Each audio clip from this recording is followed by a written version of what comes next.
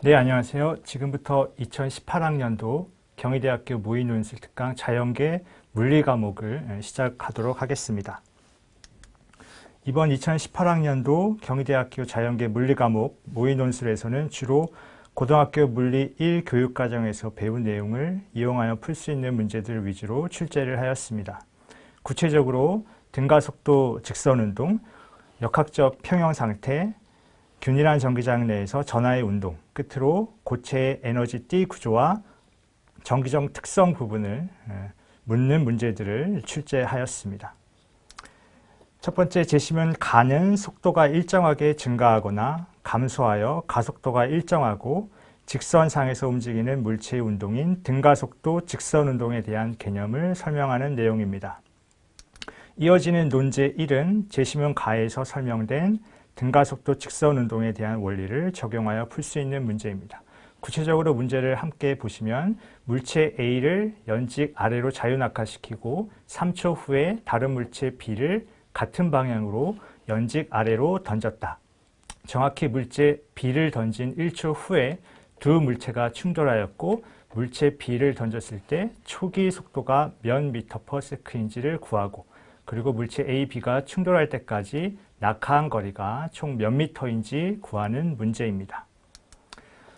답안을 보시면 등가속도 직선운동에 대한 식을 이용을 해서 물체 A와 물체 B의 충돌까지의 낙하거리 S1과 S2를 다음과 같이 식 1과 식 2로 표현을 할 수가 있습니다. 여기서 물체 A가 낙하한 지 3초 후에 물체 B를 던졌고 그리고 물체 B를 던진 1초 후에 두 물체가 충돌을 하였으므로 충돌까지 물체 A의 낙하 시간은 총 4초이고 물체 B의 낙하 시간은 1초가 됩니다.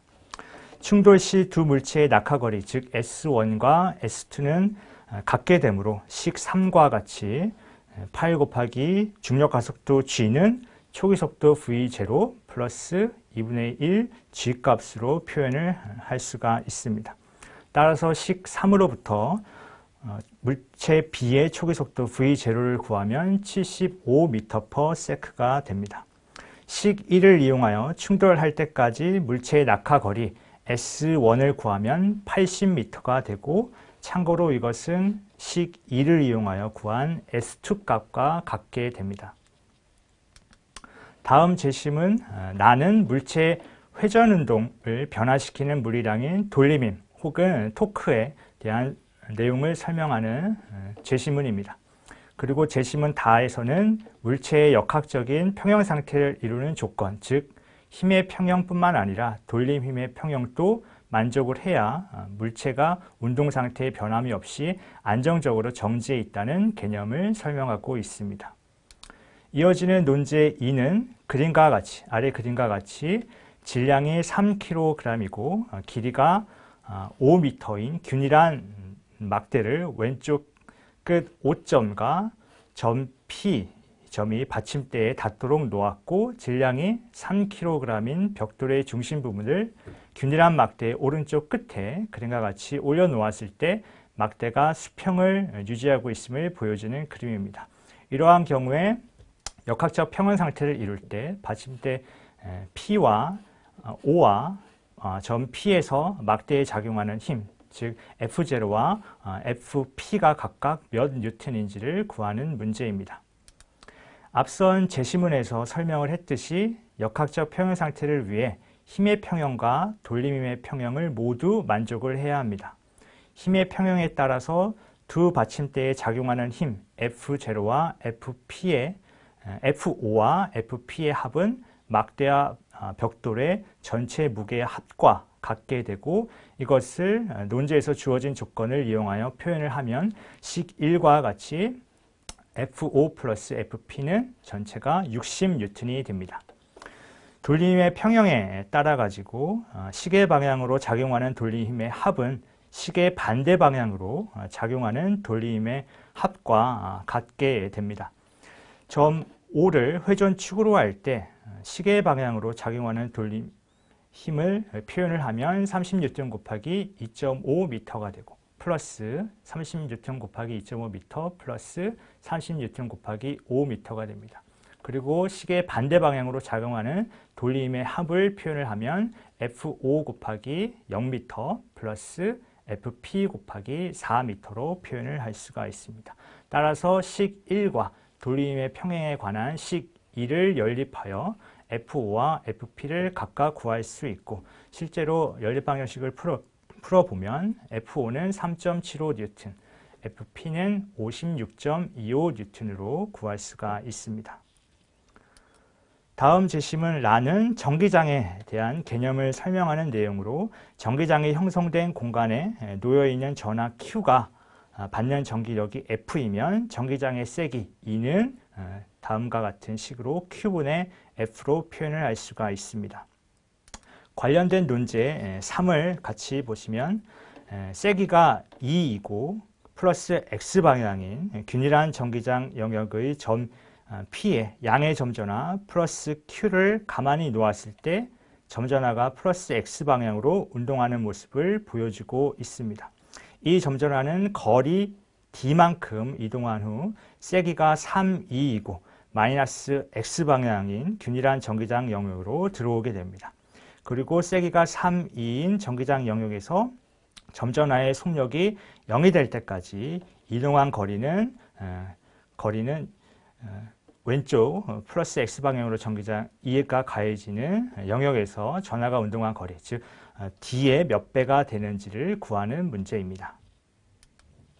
전기장 내의 힘이 F는 Q 곱하기 2로 표현을 할 수가 있고, 이때 이동 거리가 D라고 했으니까 전하량 Q인 점전화가 플러스 X방향의 전기장에 의해서 D만큼 이동하는 동안 전기력이 한 E를 F1이라고 했을 때 F2는 Q 곱하기 2D로 표현을 할 수가 있습니다. 이때 전기력이 한 1만큼 운동에너지가 증가하게 됩니다.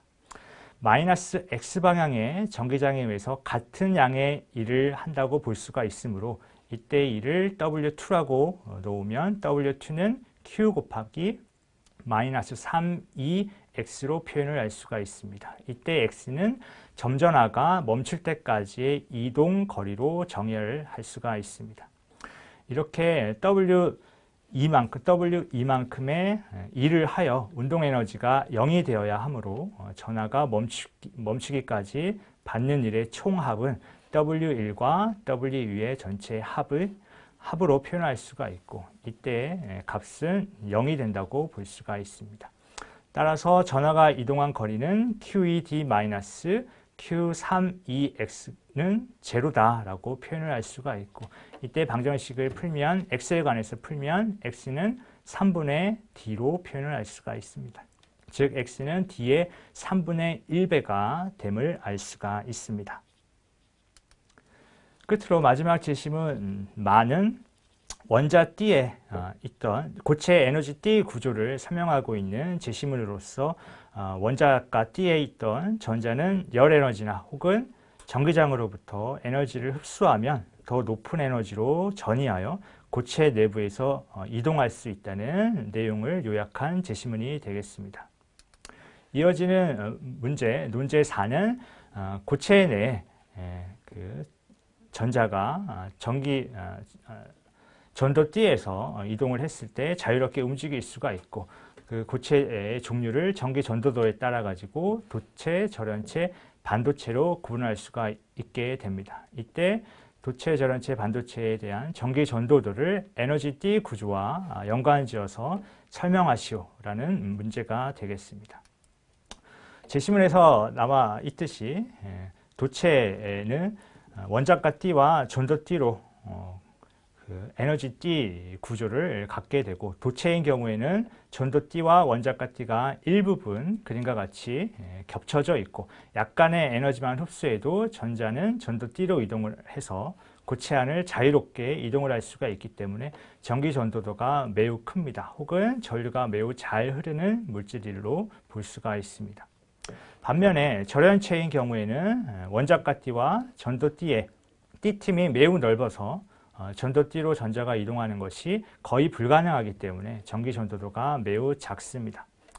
끝으로 반도체인 경우에는 절연체보다 원자가 D와 전도 D 사이에 D틈이 좁아서 전자가 띠틈보다 큰 일정량의 에너지를 흡수하게 되면 원자가띠에 있는 전자가 전도띠로 이동을 하여 전류가 흐를 수가 있습니다. 따라서 전기 전도도가 저런체보다는 크게 된다고 볼 수가 있습니다. 지금까지 2018학년도 모의논술 자연계 물리 영역에 대한 설명을 마치도록 하겠습니다. 감사합니다.